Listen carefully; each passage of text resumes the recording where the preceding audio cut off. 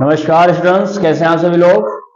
आपका बहुत बहुत स्वागत है हमारे यूट्यूब चैनल पर शिवा फादर क्लासेस में। स्टूडेंट्स, आज हम शुरू करेंगे क्लास 9 का लेक्चर नंबर 7, जिसमें आज हम लोग बात करेंगे about the nucleus. What is the nucleus and why the nucleus is important and what is the part of the nucleus, everything we will talk about today. First of all, you have to know that the nucleus is a rounded structure which are present in the central part of the cell, and it control all the metabolic activity of the cell. So it is called the brain of the cell. Cell के अंदर बीचों बीच में ये nucleus पाए जाते हैं। इसका अपना बहुत बड़ा एक अहम रोल होता है, जिससे ये सभी मेटाबॉलिक एक्टिविटीज को क्या करता है, कंट्रोल करता है। ब्रेन ऑफ सेल के नाम से जाना जाता है। दूसरी चीज आप देखेंगे कि ये डिवीजन करने में मतलब इंपॉर्टेंट होता है, जिसके अंदर जेनेटिक मटेरियल होता है which carry from the one generation to another generation. इसके 4 पार्ट्स होते हैं। चारों पार्ट्स के बारे में आज जानेंगे हम लोग। क्या है न्यूक्लियोलस, क्या है न्यूक्लियर इनवेलप, क्या है chromatin fibre, everything we will talk about today. So now come to the point.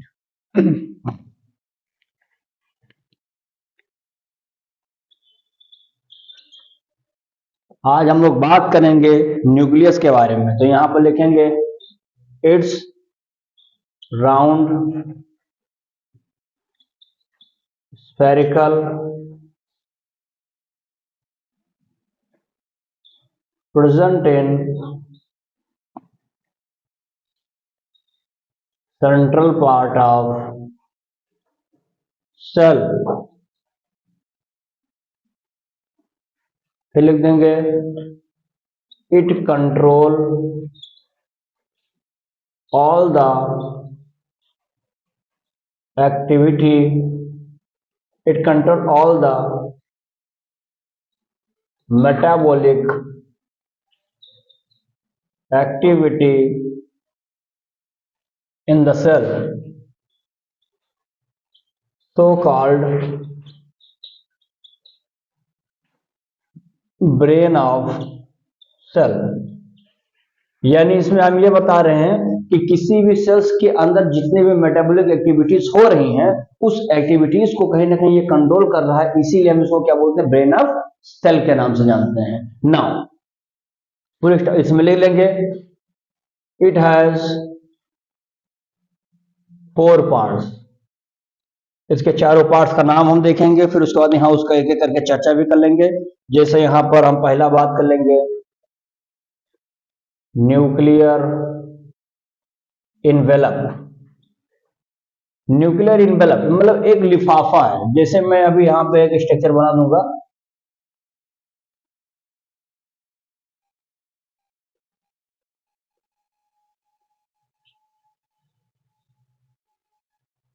इसे न्यूक्लियोलस बोलते हैं, ठीक है ना। ये क्रोमेटिन फाइबर है, क्रोमेटिन फाइबर होता है ये इसके अंदर जो भरा रहता है इसको न्यूक्लियोप्लाज्म बोलते हैं। ये न्यूक्लियोप्लाज्म इसके अंदर भरा हुआ है।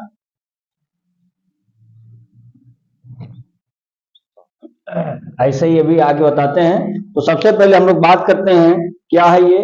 तो न्यूक्लियर इनवेलप में बता देंगे बेटा ये क्या होते हैं, डबल मेम्ब्रेन स्ट्रक्चर होता है।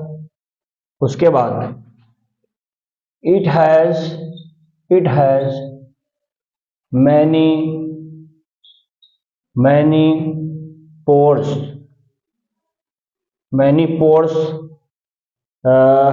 ठीक है, which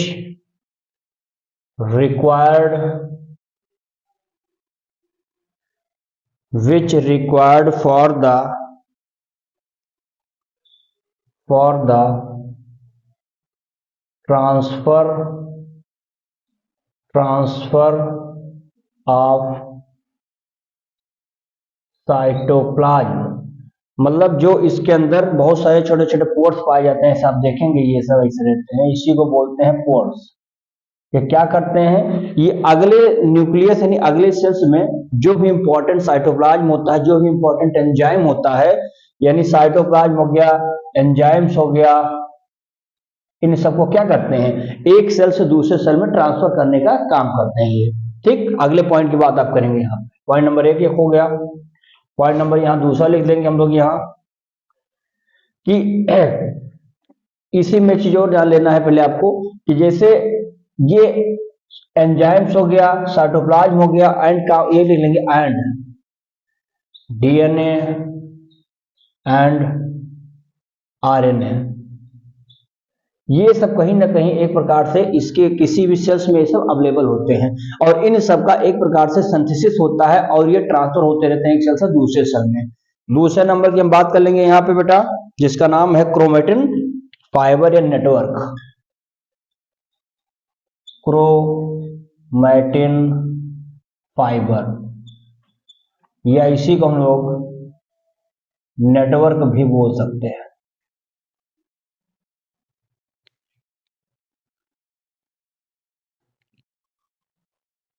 एक लाइन यहां चाहिए तो और बढ़ा दीजिए, सेमी पैरेंट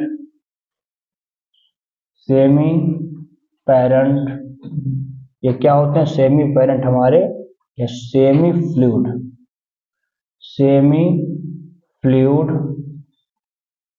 फ्लूइड ट्रांसपेरेंट, ये कैसे होते हैं, तो ये कहीं ना कहीं हमारे सेमी फ्लूइड होते हैं, ट्रांसपेरेंट होते हैं। नेक्स्ट हम बात करेंगे क्रोमैटिन फाइबर या नेटवर्क की बात करेंगे। इसमें ले लेंगे पहला पॉइंट बेटा यहाँ पे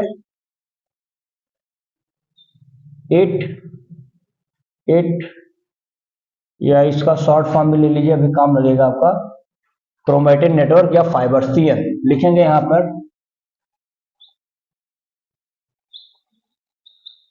क्रोमैटिन नेटवर्क एंड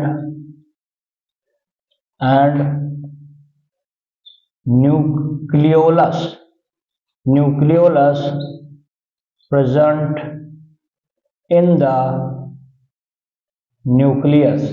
जैसे ये आपका न्यूक्लियोलस है, न्यूक्लियस के अंदर जो पार्ट मौजूद है that is called as nucleolus. वही चीज ये कह रहा है कि ये सब जो धागे फैले हुए हैं यही से ये कंडेंस होते हैं, इसी को हम लोग क्रोमैटिन फाइबर बोलते हैं। और यह क्रोमैटिन फाइबर और न्यूक्लियोलस ऑलवेज प्रेजेंट कहां पे होंगे, ये न्यूक्लियस के अंदर होते हैं। तो पहला पॉइंट आपने लिखा। दूसरा पॉइंट यहां पर हम लिख लेंगे यहाँ पे,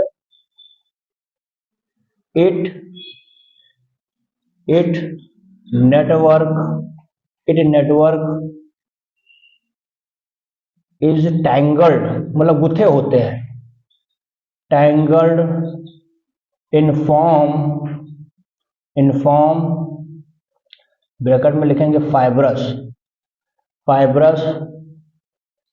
मॉस का थ्रेड ले लेंगे लाइक स्ट्रक्चर। अर्थात इसमें हम कह सकते हैं क्रोमैटिन फाइबर कैसे होते हैं, तो यह एक नेटवर्क होता है जो न्यूक्लियोलस के साथ न्यूक्लियस के अंदर क्या होता है, मौजूद रहता है। सेकंड बताया मैंने कि ये नेटवर्क है एक प्रकार से, और ये टैंगल्ड होते हैं, ऐसे गुथे होते हैं, उलझे होते हैं, ये टैंगल फॉर्म में होते हैं, फाइबर्स की तरह होते हैं, और एक मॉस की तरह थ्रेड लाइक धागे नुमा एक स्ट्रक्चर है, ये यहाँ पे क्या होता है, जिसको हम लोग बोलते हैं क्रोमैटिन फाइबर। इसको आप जल्दी से कॉपी करिए, फिर मैं अगला इसका तीसरा भाग बताता हूँ। आगे इसमें देख लेंगे टॉपिक, और इस उसी का आगे 2-4 पॉइंट और इसमें लिखा देता हूं। ये क्रोमैटिन फाइबर ऑलवेज आपको दिखाई नहीं पड़ेंगे, लेकिन जब सेल डिवीजन होता है एट द टाइम वहां पर क्या होता है, विजिबल होते हैं। और प्रत्येक क्रोमोसोम आप देखेंगे तो 2 थ्रेड लाइक स्ट्रक्चर से मिलकर बनते हैं, जिसको क्रोमैटिन कहा जाता है। तो ये वही क्रोमैटिन फाइबर है, एक क्रोमोसोम 2 क्रोमैटिन से बनकर है। वही चीज यहाँ पे मैं इसको लिखा रहा हूं, लिख देता हूं, it visible only in the cell division। अगले पॉइंट से ले लेंगे, each chromosome consist of 2 rod shaped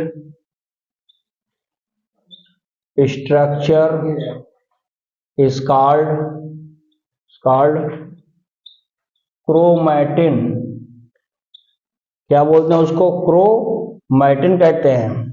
अगले पॉइंट से ले लेंगे, क्रोमोसोम कंसिस्ट, या क्रोमोसोम कंपोस्ट कर दीजिए, compost of DNA, ORR, DNA या कामा लगा देंगे, एंड प्रोटीन, प्रोटीन। फिर ले लेंगे the function segment of DNA is called gene. यानी एक शब्द इसमें आपको इंपॉर्टेंट उसी क्रोमैटिन फाइबर में देखने को मिलेगा। हमने दिखा दिया कि ये हमेशा विजिबल कब होते हैं, जब सेल डिवीजन चलता है, चाहे वो माइटोसिस हो चाहे वो मियोटिक डिवीजन हो, उसमें जब चलेगा तो वहां पर आपको ये दिखाई पड़ेगा क्रोमैटिन फाइबर। नाउ अब नेक्स्ट पॉइंट आपने लिखा ईच क्रोमोसोम, यानी प्रत्येक क्रोमोसोम कंसिस्ट ऑफ द, जैसे क्रोमोसोम हमने एक संरचना स्ट्रक्चर दिखा दिया।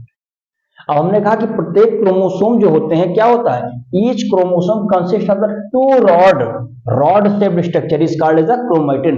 यानी हम एक क्रोमोसोम की बात करेंगे तो एक रॉड शेप्ड स्ट्रक्चर से बने होते हैं, ठीक है ना। तो ये एक्चुअली क्या हो जाते हैं हमारे, इसी क्रोमैटिन, दो क्रोमैटिन जब आपस में मिल जाते हैं तो एक क्रोमोसोम का निर्माण होता है। फिर लिखा मैंने कि chromosome consist of the DNA. Chromosome में दो चीज इंपॉर्टेंट है, एक तो डीएनए होगा और एक होता है प्रोटीन। डीएनए वाला हो गया डीऑक्सी राइबो न्यूक्लिक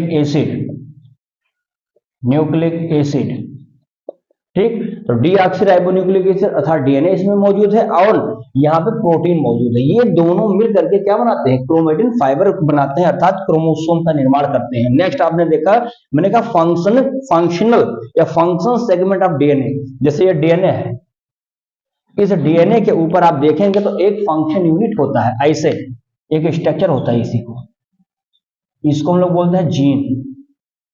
अर्थात आप कह सकते थे कि gene is a segment part, या gene is a segment of the DNA. DNA का एक सेगमेंट है जीन। ये जीन क्या करता है, अपने पास ऐसे जेनेटिक इंफॉर्मेशन को कैरी करता है one generation to another generation के लिए। तो ये हमारे लिए ज्यादा इंपॉर्टेंट हो गया कि फंक्शनल पार्ट जो होता है डीएनए का, उसी को जीन कहते हैं। तो इसकी कॉपी करिए फटाक से। उसके बाद में मैं लास्ट पार्ट बताता हूँ, न्यूक्लियोलस।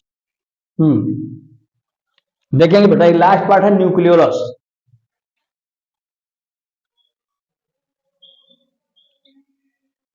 न्यूक्लियस की बात करेंगे यहां पर, देखेंगे ये क्या हो जाएगा, डेंस राउंडेड स्ट्रक्चर,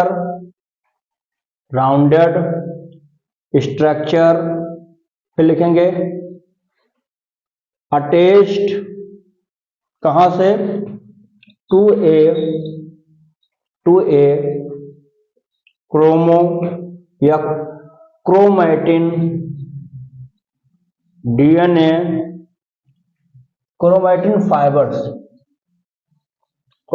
फाइबर्स लगाएंगे, कॉमा लगा लेंगे यहां पर, लिखेंगे एट ए स्पेसिफिक रीजन या पार्ट। मतलब इसका ये हुआ कि न्यूक्लियोलस कहां होगा, ये डेंस होता है, राउंडेड स्ट्रक्चर है और हमेशा अटैच होगा कहां पे, टू एक क्रोमैटिन फाइबर। जो क्रोमैटिन फाइबर अभी मैंने स्ट्रक्चर बनाया था उसी पे कहीं जाकर के स्पेसिफिक पोजीशन पर चिपका रहता है। ये हो गया पहली बात। दूसरी बात हम रखेंगे इसमें, it may be one or more not bounded by any membrane। फिर लिख लेंगे इट्स रिच, क्या होता है इसमें, रिच होता है किस चीज का, प्रोटीन एंड आरएनए मॉलिक्यूल। यानी हम बता देंगे कि न्यूक्लियस में सबसे ज्यादा क्या होता है, तो प्रोटीन होता है, साथ ही साथ इसमें आरएनए मॉलिक्यूल होते हैं। ये दोनों चीज सबसे ज्यादा आपको न्यूक्लियस में देखने को मिलेगा। और ये कैसे होते हैं मैंने बता दिया, it may be one or more, एक भी हो सकते हैं, एक से ज्यादा भी हो सकते हैं, but not bounded any kind of the membrane, is called as the nucleolus. Nucleolus के अंदर जो मौजूद है उसी को न्यूक्लियोलस के नाम से जानते हैं। जैसा मैं यहां बता देता हूं आपको, एक सेकंड वेट करिए।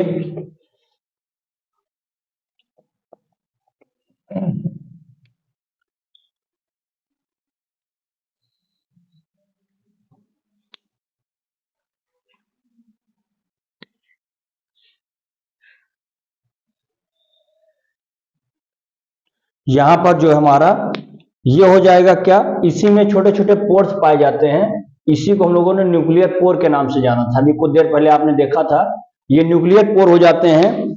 और यहां लिख लेंगे that is called as the nuclear pore. ये हमारा जो होता है न्यूक्लियर इन्वेलप कहलाता है। न्यूक्लियर इन्वेलप, न्यूक्लियर इन्वेलप का मतलब हो गया कि किसी भी न्यूक्लियस के सबसे बाहरी जो आउटर मोस्ट सेल होती है, यानी लिफाफा जिसको कहते हैं, तो इस न्यूक्लियस में आप देख सकते हैं यहाँ पर छोटे छोटे से धागे पड़े होते हैं। इसी धागे को हम लोग क्या बोलते हैं, क्रोमैटिन फाइबर। तो ये हमारा हो जाता है क्रोमैटिन फाइबर। और इसी क्रोमैटिन फाइबर में आपको देखने को मिलेगा कि ये जो स्ट्रक्चर ऐसा रहेगा, इसको हम लोग बोलते हैं न्यूक्लियोलस। न्यूक्लियोलस के नाम से जानते हैं, ठीक ना। तो इतनी बातें। अब यहां पर एक चीज और लास्ट आप देख लीजिए क्या होता है। ये जो यहां लिक्विड पड़ा हुआ है, क्या बोलते होंगे इसको, इस लिक्विड को हम लोग बोलते हैं न्यूक्लियोप्लाज्म, जो कि अभी इसका चौथा पार्ट हो गया, तीसरा हो गया था, इसके बाद आएगा न्यूक्लियोप्लाज्म। तो यानी एक हमारा हो गया क्या, यहां पर देखेंगे न्यूक्लियोलस हो गया, फिर आपने देखा इसको न्यूक्लियर इन्वेलप के नाम से जानते थे, ये दूसरा वाला भाग हो गया। फिर आपने देखा क्रोमैटिन फाइबर हो गया, ये चौथा हमारा भाग होता है जिसका नाम होता है न्यूक्लियोप्लाज्म। अब हम लोग लास्ट भाग करेंगे न्यूक्लियोप्लाज्म के बारे में, 2 लाइनें इसको देखेंगे फिर खत्म करेंगे। स्क्रीनशॉट जल्दी से लीजिए, देखेंगे लास्ट पार्ट है इसका चौथा, 2 लाइनें इसमें समझ लेंगे क्या है। लिख दीजिए, ये ट्रांसपेरेंट होते हैं, ट्रांसपेरेंट है ये हमारे कैसे होते हैं बेटा, सेमी फ्लूइड होते हैं, सेमी फ्लूइड हो जाएंगे। फिर लिख देंगे इसमें कंटेन मैनी एंजाइम विच, किस लिए, which required for synthesis of DNA, RNA etc। यानी हम ये कह सकते हैं कि जो न्यूक्लियोप्लाज्म है, अर्थात ये वाला जो लिक्विड पड़ा हुआ है, इसी को न्यूक्लियोप्लाज्म कहते हैं। यह न्यूक्लियोप्लाज्म कैसा होता है, ट्रांसपेरेंट होता है, सेमी फ्लूइड होता है, ठीक ना, बिल्कुल फ्लूइड नहीं, थोड़ा सा कह सकते हैं कि हार्ड होता है, सेमी फ्लूइड होता है। क्या कंटेन होता है इसमें, मैनी एंजाइम्स, बहुत सारे एंजाइम मौजूद होते हैं इस न्यूक्लियोप्लाज्म में, किस लिए, रिक्वायर्ड होते हैं for the synthesis of the RNA या डीएनए, आरएनए, ये सब जो हमारे जेनेटिक मटेरियल है, इसके फॉर्मेशन में कहीं ना कहीं ये एंजाइम रिक्वायर्ड होते हैं, which are found in the nucleoplasm. तो इसको लिख लीजिए। उसके बाद में मैं 2-3 पॉइंट इसमें आपको इसका वो बता देता हूं, फंक्शन 2-3 पॉइंट बता देता हूं, बस खत्म करता हूं इसको। देखेंगे बेटा, इसके 2 लाइन 3 लाइन फंक्शन ले लेंगे जो आपके न्यूक्लियस में इंपॉर्टेंट होता है। तो सबसे पहले तो अभी आप वही बता देंगे, ब्रेन ऑफ सेल यानी मास्टर वाला जो काम होता है, तो पॉइंट वाइज में लिख देता हूं यहां पे, मास्टर, या इसको बोल सकते हैं डायरेक्टर ऑफ सेल। पहला बात आप बता देंगे कि ये पूरे सेल का क्या होता है, मास्टर होता है या फिर डायरेक्टर होता है। दूसरी बात यहां पर आप लिख देंगे बेटा, it possess all genetic information यानी अपने साथ वो क्या लेके जाता है, it carry the genetic information. Already I told you in the starting of the class कि इसी के पास जेनेटिक मटेरियल होता है। जब ये डिवीजन करता है, डिवाइड करता है, तो अपने साथ जेनेटिक मटेरियल को एक जनरेशन से दूसरे जनरेशन में ले जाता है। थर्ड पॉइंट देख लेंगे इसमें क्या है, it help in cellular respiration, cellular reproduction कर दीजिए, cellular reproduction, that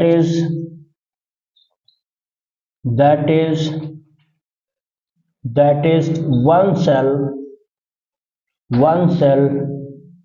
divide into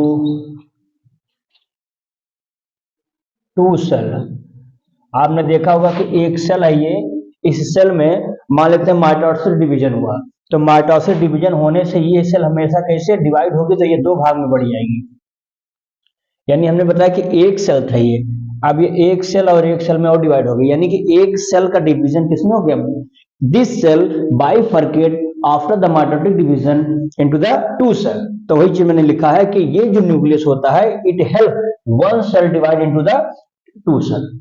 इतनी बातें आप लोगों ने लिखा, इसके अनुसार ले लीजिए। और इस प्रकार से हम लोगों का छोटा सा टॉपिक था न्यूक्लियस, इसको हम लोगों ने अच्छे से देखा। बढ़िया से आप इसको बढ़िया रिवाइज करेंगे, पढ़ेंगे, बेहतर तरीके से आपको समझ में आ जाएगा। आप स्क्रीनशॉट इसका ले लीजिए।